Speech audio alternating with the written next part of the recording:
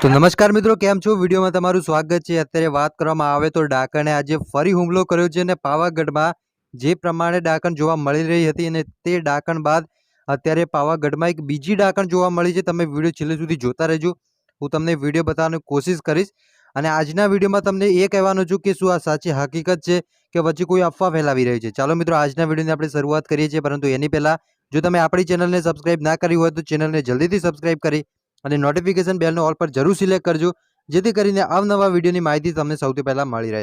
હવે વાત કરવામાં આવે તો જે પ્રમાણે પાવાગઢથી એક ન્યૂઝ સામે આવી હતી કે વડા તળાવ પાસે એક અનોખું ઘટના જોવા મળી હતી ને તેમાં રોડ ઉપર જ, ખાસ કરીને રોડ ઉપર જ એ જે ડાકણ છે તે જોવા મળી રહી હતી। તો ઘણા લોકો કહે છે કે આ એક એવું વગડાનું પ્રાણી છે કે જે લોકોને ડરાવી રહ્યું છે અને ઘણા લોકો એમ પણ કહી રહ્યા છે કે આ સાચી ડાકણ જ છે અને ત્યાં ડાકણ ફરી પણ રહી છે।